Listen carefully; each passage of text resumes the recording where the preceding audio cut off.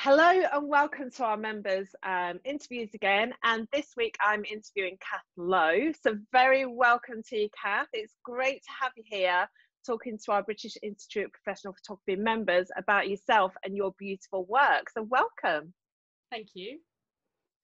Right, so what I want to do is ask you a few questions, but I want to start off by finding out a little bit more about yourself and what you do and where you're located in the country. So tell us a little bit about you.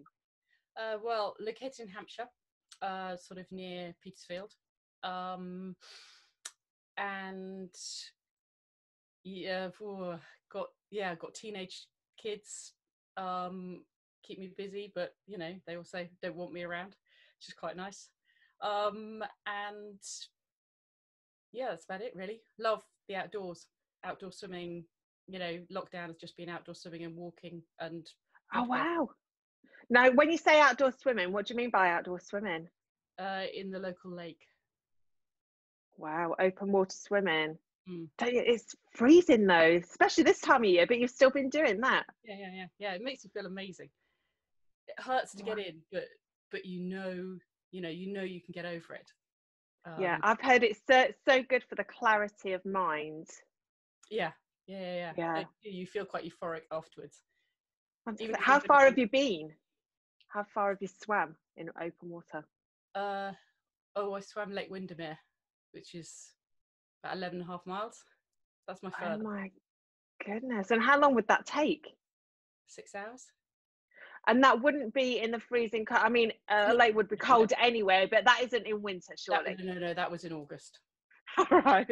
So there was a bit of heat to the water, especially up there. It can generally be cold. Yeah. Right, well, let's move on to your photography. You capture amazing images. I've been looking through your website, and anyone that knows your work is just beautiful.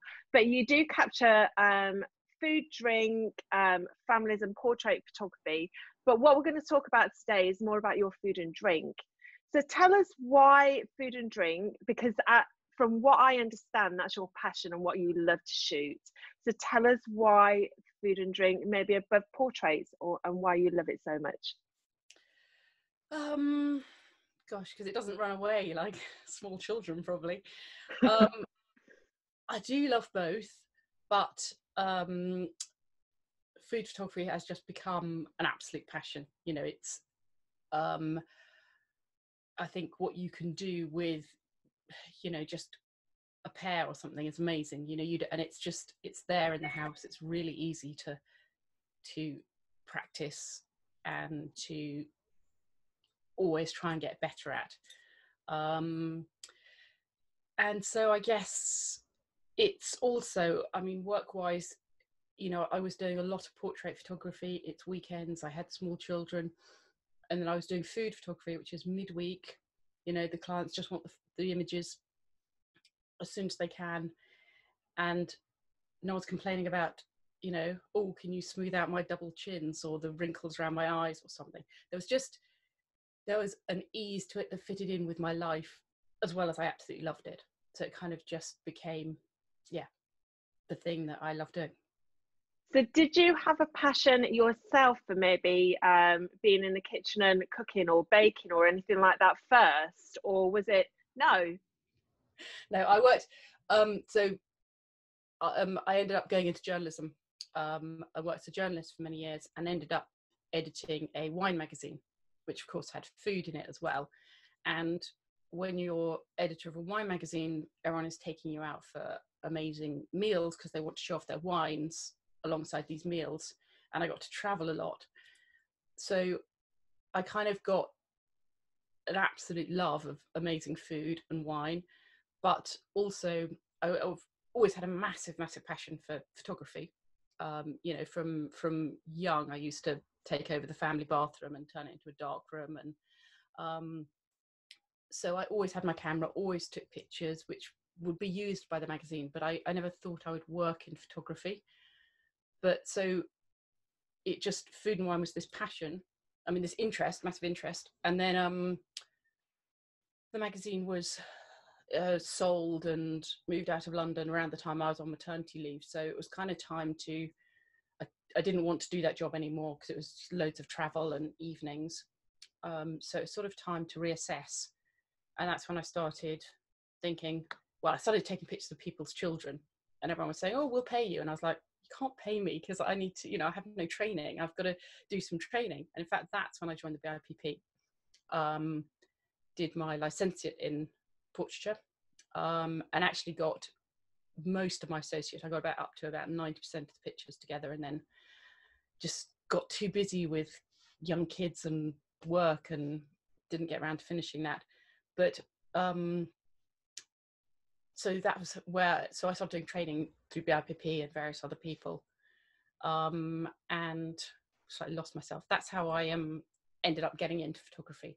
So rather than being being a baker, I would rather someone else did the cooking. I do cook a lot because I have to, and now I've got a teenage daughter who cooks amazing cakes and things, so that's really useful. But no, it's the photography, not the baking. Oh, well, you've shared many images with us, which we're going to share with the members now, and you're going to talk us through some of those, and why you've taken them, and in what context you've taken them. But before I share them, you have the accolade of being Food Photographer of the Year for the Pink Lady Awards in 2015 and 2017, and we're going to see those images as well today. But just before we see them, tell us a little bit about the Pink Lady Awards and why you entered that and how that came about.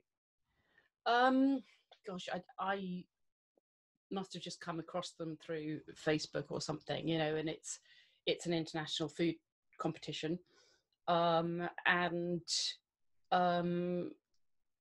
I'm a massive fan of entering competitions. Undoubtedly, I entered it before 2015 and got nowhere, and entered images that I thought were good. And I think that's such a good learning curve, because it sort of helps you realize that yours aren't quite that good, because you see what other people have done, and it's amazing what other people have done. And I was like, oh, hang on, I'm got a lot of work to do here. So yes, but as to how you become a winner, I always think there's an element of chance and fate, and your image appealing to the judge, because it's huge now. So yeah, I'll be entering this year's ones closes on, I think it's the 7th of February. So I'll definitely be putting in some images for that, and you never see what we get. And there's nothing like a competition to get your creative juices flowing and push you further. Like you said, if you enter and you're not successful, you've just got to keep going and find out, how to get better and how to get more creative, and just do that shot that actually wows the judges. They want something that they've not seen before, really, don't they? Something that's different, as well as technically brilliant as well. So let's go ahead and share some of your images. So I'm just going to share my screen. Right, so here we go. So I'm just going to make sure that, I'll hide that again. So this is I take it you can see this, what I'm sharing here. Yeah. So this is your first image winner of 2015, I believe. So tell us a little bit about this. So this was just within the Pink Lady competition, they have categories, and one of them is all about their Pink Lady apples. So it just has got to have an apple in it. And I sort of did a range of slightly, well, I was about to say humorous, I think they're quite funny, but pictures, and of painting lemons white and then having yellow paint going on them, or this sort of peach sitting on a little bench, like a little doll's house bench. So and I've done them as greetings cards, and I just was in that kind of role, and had this idea. So I made my son, who I don't know was about 6 or 7 then. It was midwinter, put on his cricket whites and go outside. And yeah, I did the shot, and then I did put red crayon on his trousers to sort of get as though it was a cricket ball had been rubbed. and then slightly enhanced it. This looks a bit washed out, but I sort of enhanced it a bit. And that was it. It was just an idea. And it's a great idea, because they do get that mark on the legs, don't they, when they've been rubbing their kind of cricket balls there. So I love that. Now, that is in contrast to the next two images that I'm going to share. Now, I'm going to share both. Let's see.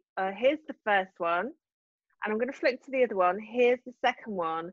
Now, one of these is the winner of 2017. Now, tell us about the category on this. Okay, this was the M&S, what's it called? It's the M&S, I can't exactly remember what it's called now. It's the M&S category. It's for basically, oh, hang on. Well, these are in separate categories. So one is cream of the crop, which I put the figs in. That's raw food. Okay. And the M&S one, M&S portraiture is, I think it's portraiture, which sounds a bit odd to make me think of people, but it's for cooked food. So right. Delicious things that look delicious. So they went into different categories, but the reason I've put them both up, this one you're showing is the one. This one here. This is the one that won. It didn't win. It was second place in the M&S food portraiture category. But I mean, that meant absolutely loads to me, in a way that the apple one was a bit sort of, off the wall. This was, it was like proper food photography. You get, well, just delicious images in it. So, but the reason that I've put both pictures up, asked you to show both, is that if you switch back to this one, this is the one that I spent hours on and was so proud and tweaked every little shape and moved bits of light around and did everything. And I just thought, I was so proud of that one and had high hopes for it. And then, obviously, if you do food photography, you've got to eat what you shoot, because otherwise it'd be a waste of money. So I then chopped up the figs and put them on this baking tray, bit of honey and some sort of, cinnamon stuff around it, and cooked it up for the family. And it was kind of just, oh, I better photograph it. So I did a quick overhead shot of it. Really, really didn't style it in the same way. And that's the one that the judges liked. And wow. It was sort of like, okay, I really don't know what the judges want.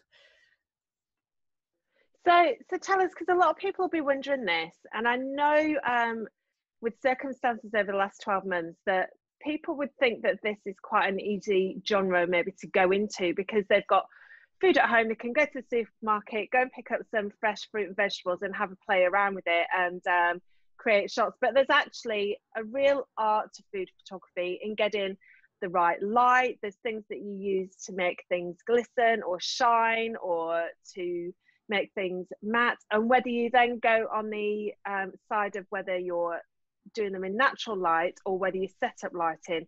So there's actually a lot of technical detail to shooting food photography.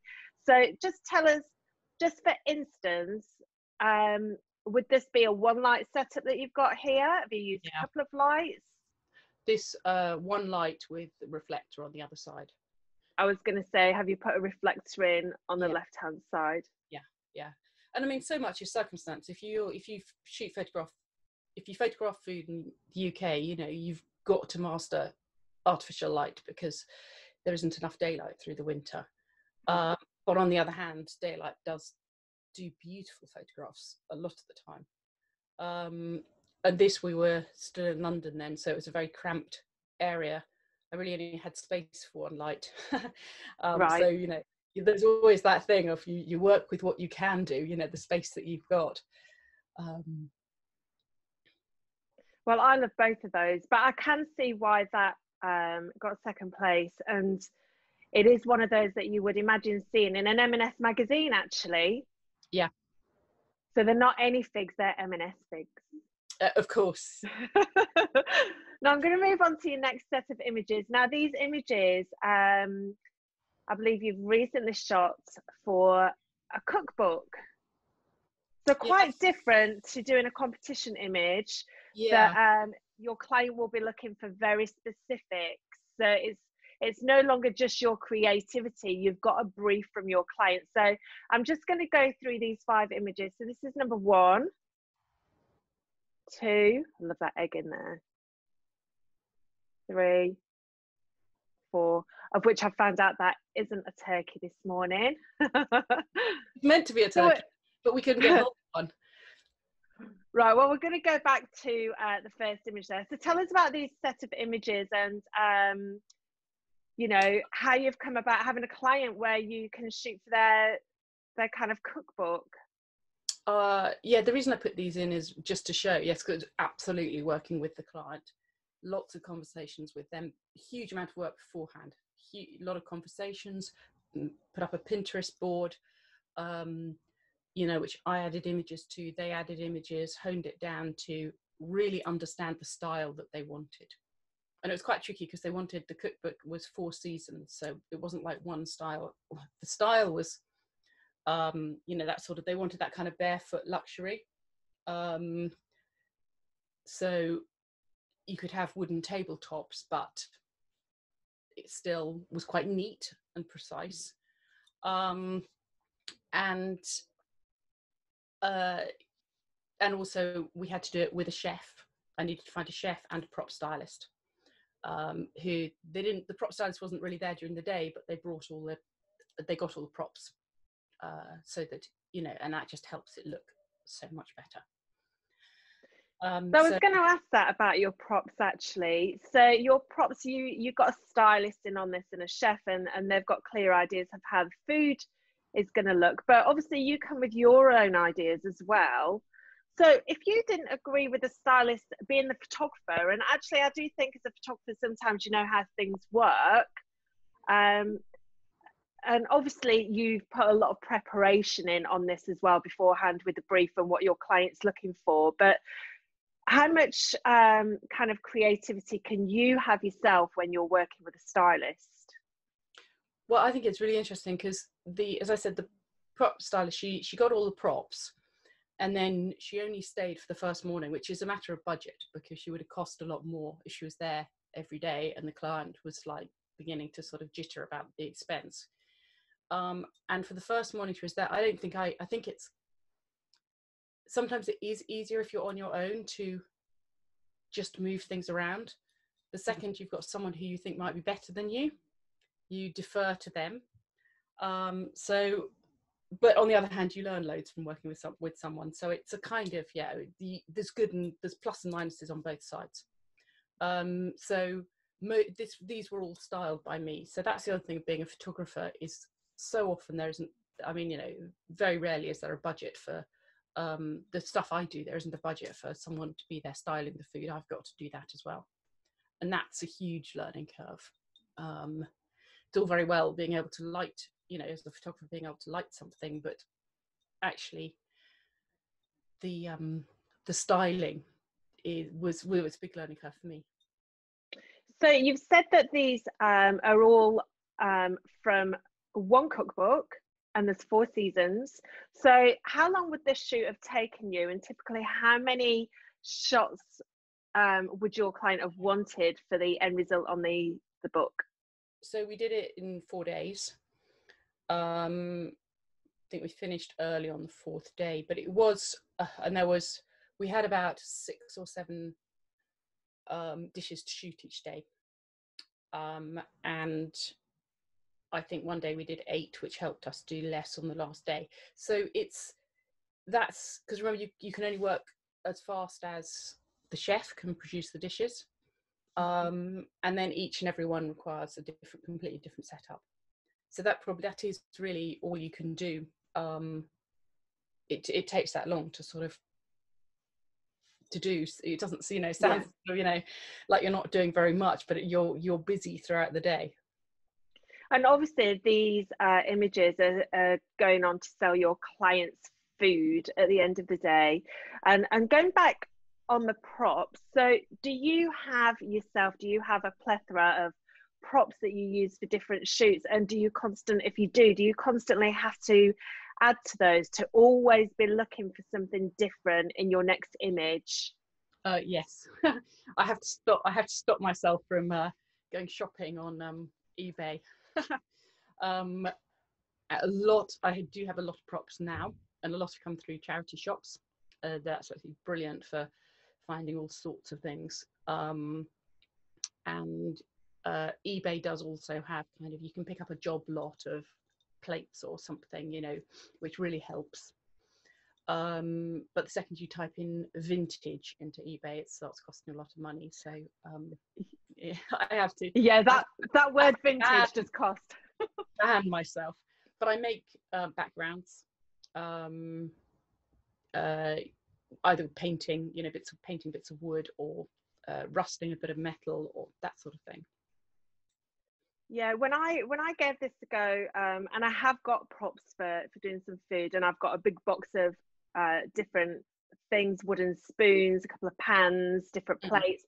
And as you say, you can go into a charity shop and often just buy one plate, or 2 or 3 knives and forks for different things, so they just look a little bit different. And when I was looking for backgrounds, I went into a DIY store and bought a kind of pack of different, almost floorboards actually, that you can click together and have different wooden. Yeah, I've done that. Things. Yeah.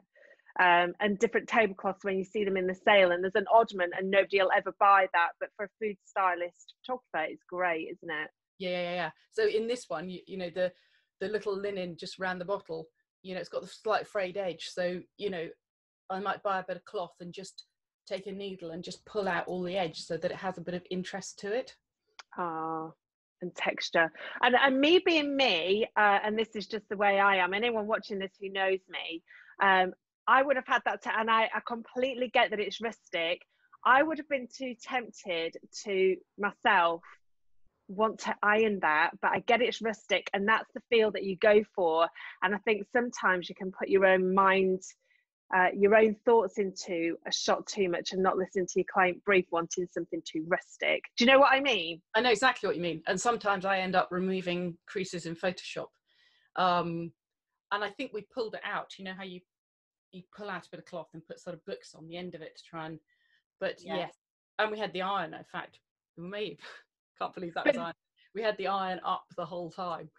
But this shot wouldn't have looked the same if it was ironed. No, it would have ruined it, yeah. But I love that. And do you have a preference whether you work with hot food or cold chilled food? Not so much preference, just obviously if it's hot, you've got less time. Well, hang on, if it's chilled and it's going to defrost, if it's ice cream, then you've got very little time. But if it's a raw food, you know, if it's a raw fruit, then it's going to be fine. It will curl eventually. But hot food, you're always, you know, you may have to keep applying a little bit of oil, say, on the skin of that to make it glisten. And at some point things begin to droop. Yeah. Well, they're beautiful, and I would love to see this cookbook. So we're going to move on to your next images now. Now, these are images done for a personal project. Now, tell us why you do this and be creative for yourself. Well, partly because I absolutely love it. I mean, if I could, I'd spend so much time just creating images, but also for marketing. So I've, you know, it sounds a bit silly to say I've really only discovered using Instagram properly in the last year and a half. Before that, I always chucked stuff up there, but never really spent time on it. And since I've started, you know, really shooting images for Instagram and engaging with people, I've got a lot of work through it. It's really helped. I mean, you know, this last year I've been busy throughout lockdown, which I don't think I would have been otherwise, because people see them and people see a variety of images and they can watch you for a while and then suddenly they'll ask you to shoot something of theirs. So, and also, do you know, I mean, of course, you keep getting better. The more you do, you know, you can look back to a year ago and sort of think, ooh, and you each time, every single time, it's, you know, we all know that it's all about practice. I love that. So when you're practicing, who are your models in here? Oh, well, that's my daughter. I have to pay her.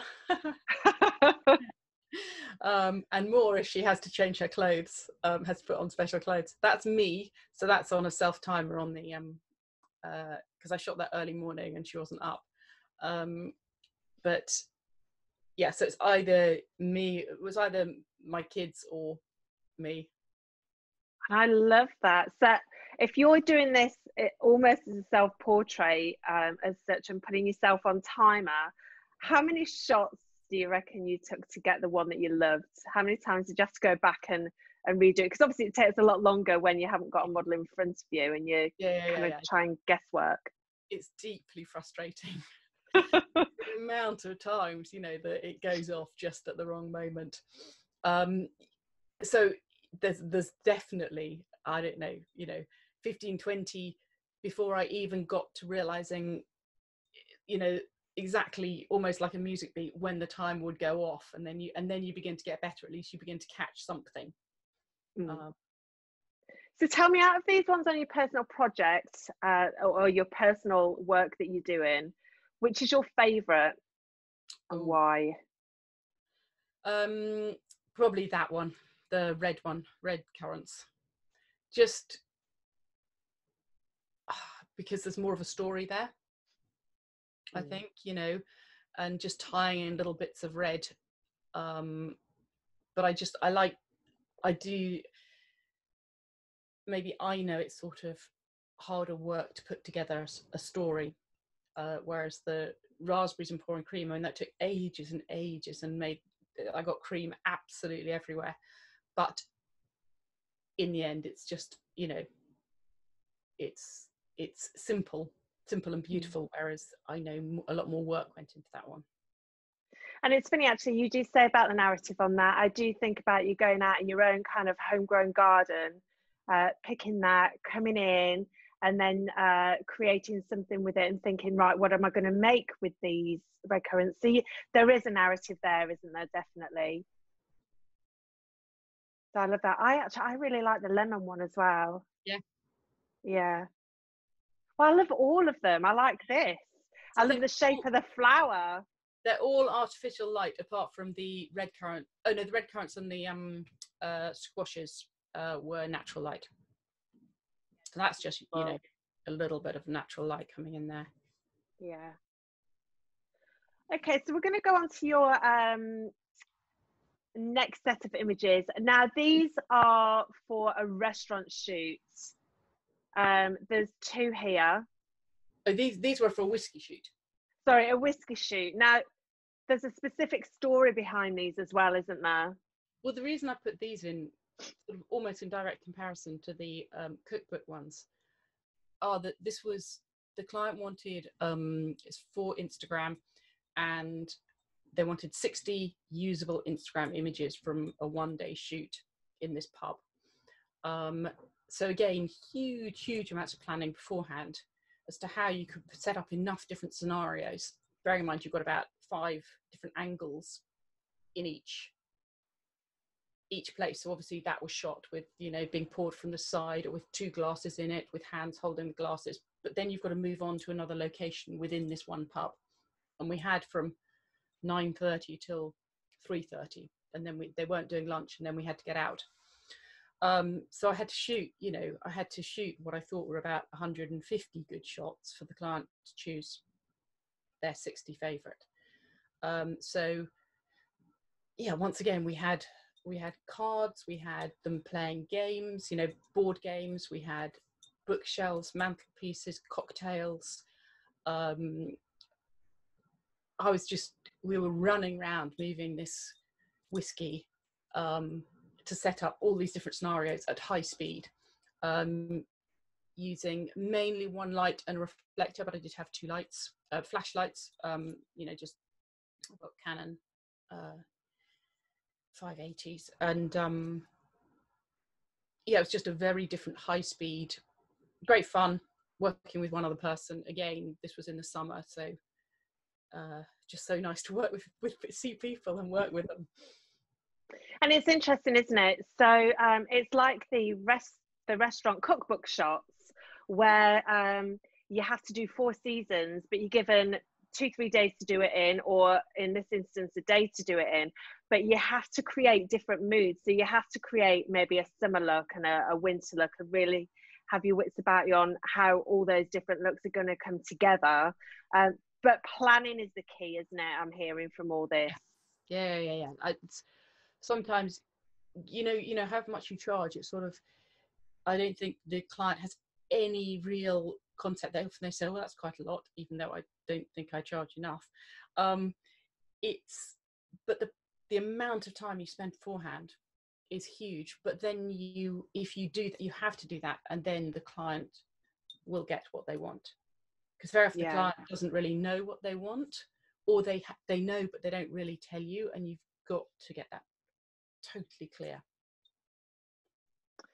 Absolutely. So tell us about these ones here then. These two. So again, just to show a different kind of shoot, which was a restaurant shoot. This is Sorrel in Dorking.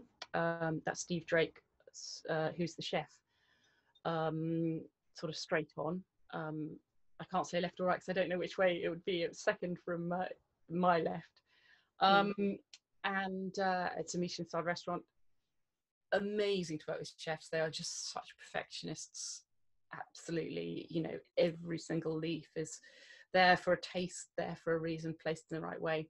So but I think you've got to shoot their food exactly how they want it, but then you've also got to be able to do people, interiors, exteriors, details. There is no such thing as just a food. Well, I don't work as just a food photographer. I don't think I'd be employed. Restaurants need you to do the whole package. Yeah, absolutely. And this is where your skill with people and portraits comes in as well. It's not just food you're doing.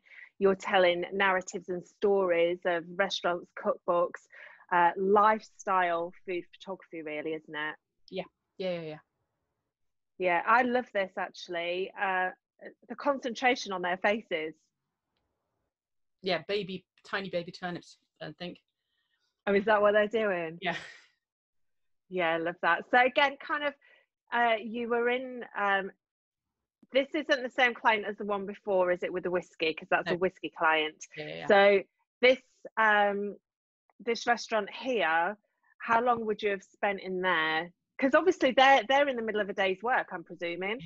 Yeah, absolutely. Yes. Well, invariably you go sort of early in the morning and shoot food in the morning when they've got the time to do it, and then they want and then you can do interiors and exteriors then, and then they want some cooking shots of of them, and then I think you have to be like, I always think you like I just have to dance around and just keep out of people's places, but you've got to get right in there to get the shot of them ladling something at the stove.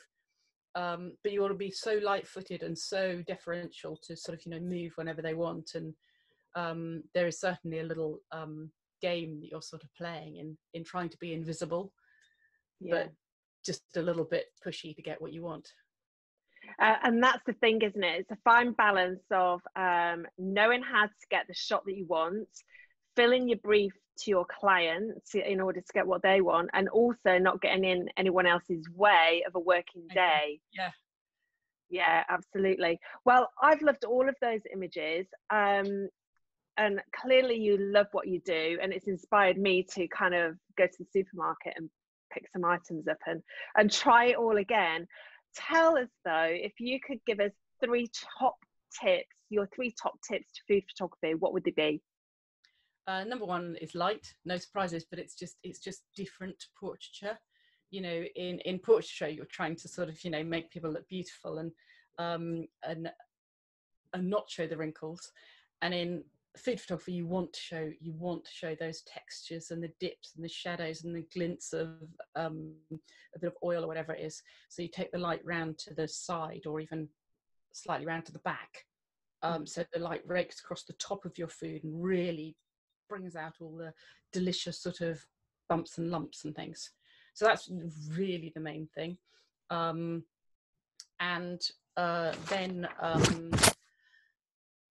what to say? I think. So just while you're finding that, going back to your lights, would you use modifiers on those as well? So I know you said you've used speed lights. Yeah. Have you got kind of? I use Magmod on my speed lights, and you do get modifiers on those. Do you use modifiers as well yourself? I tend to put this, if I've got a speed light, I put it inside a softbox. Right. And and likewise using daylight. If it's too bright, then yes, I'll put a diffuser against the window, and also I'll block out. So if you've got your food there, you know, I might put something to shade the light, so it doesn't fall on the front of what you're shooting or the back, so that the light will come in almost in quite a small stream. Because again, it just gives you dark areas, and then your eye is drawn to, you know, whatever the hero of the dish is. So adapting your light as well for what the situation is. Yeah. So what would be your tip 2? Tip 2, gosh, I think practice. You know, it really, really is, because as I said, it's taken me a long time to learn food styling. You know, I could photograph a tomato or a pear very nicely, but actually to make a dish tie together and really work, it's just practice. And 3, put yourself out there, put yourself on Instagram. As I said, once I started really looking at Instagram, what other people were doing, it's like, oh, they seem to be a lot better than me. You know, I couldn't believe what people were just producing on a day-to-day basis. So once again, I better up my game and enter competitions and, you know, do courses. Just everything to keep improving. Perfect. And would you make sure you can always eat the food? That's really the main thing. Don't, you know, the danger is I go shopping and I come back with all these weird and wonderful vegetables and things, because they look like amazing, and I go to supermarket with what I want to shoot rather than what the family wants to eat, and then we have to sort of eat these random dishes. Shoot what you enjoy eating. I like that. Not too sure if it's good for the waistline. No. So one last question from me is that where you would normally get a lot of your inspiration from then, is Instagram, or could you get that from anywhere at all? Where do you find most of your inspiration from? I think really, you know, Instagram is brilliant for seeing what other people are doing, and there's an element of it's not copying because you do it in your own style, but you do sort of think, oh gosh, you know, so someone can, you know, I know what, I'll do a pouring tea shot today because I saw that. But inspiration itself, I think I don't know where that comes from. It comes from, you know, I'd like to say from art. I do look at old food pictures, but that's, you know, old paintings and things, because I love that kind of lighting. But also sometimes I'll just sketch stuff, just sit down and think things through. And invariably, once you set it up, you start moving it around anyway. So it always ends up slightly different how your idea in the first place. Yeah, I love that. And it's the same with portraits as well, isn't it? That people go back to the old masters, the paintings, and gain inspiration from there. What I think, and I'm just putting this out there, and I haven't kind of asked you about this, so I'm putting you on the spot a little bit here, Cath, but I think when this video goes live out to the members, what would be really lovely is to set our members a little challenge, actually, a little food challenge, and put it as a post on Facebook. So we could say, maybe have a little think about it. Maybe we could say we want them to go and photograph, I don't know, some biscuits or a piece of fruit or a specific piece of fruit, and maybe at the end of the week you could judge for us which one would win your image of the week for that week. What do you think? Yes, okay. Put me on the spot. Yeah. Do we go fruit or do we go cake? What Yeah, I think I'd say take a piece of fruit and shoot it in an old master kind of light. Or maybe shoot in any light. Wouldn't that be better? Would that be better? Yeah, so a piece of fruit shot in the kind of light that... Shot in any light, any styling. You can chop it up, you can do whatever you want to it. But how about that? Yeah, because that would show us more of a varied... Exactly, otherwise it'll be very similar and impossible to judge. I think just taking one thing is often a really good way of testing yourself. To make one piece of fruit and shoot it any way you like. got to look good. All that remains for me to ask you then, Cath, is what is left in your photography journey? Where do you see yourself going next? What's next for Cath Lowe Photography? Well, I mean, I still see myself absolutely on a journey in terms of, you know, I know my images could be so much better. I'll just keep working at those. I've been talking to, I am actually talking later to a photographer in the BIPP about doing my next level. And yeah, I'd love to work up to my fellowship because I just know, again, if you do, you know, if you put the time in, then it will get better. And obviously behind that, you know, I need to earn money. This is, you know, all this sort of putting the time in and practicing. Everything I do is to keep clients and get better clients and earn more money. So I sort of hope if I do that journey and continue getting better, that I will be, you know, I go up that level and yeah, keep busy and get paid more. Because in the end, there, you know, this isn't a hobby. It's, you know, I've got a mortgage to pay. So yeah, and I think that's what we've got to remember in all of this. It is a living, and we do need to earn money. But the other thing about your fellowship is, which I would love to see get your fellowship, and I would love to see that printed as well, to see your work printed, and especially going on about the books that you go on to produce with the chefs and restaurants and the cookbooks.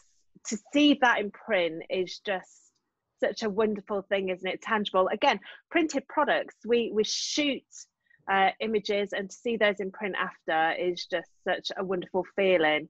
But the other thing as well about getting your qualifications is going on and being qualified with the FEP, the Federation of European Photographers, of which you will know as members that you get access to the Federation of European Photographers, and you can go on to qualify in Europe. So go on and qualify in Europe, and that opens up another plethora of opportunities.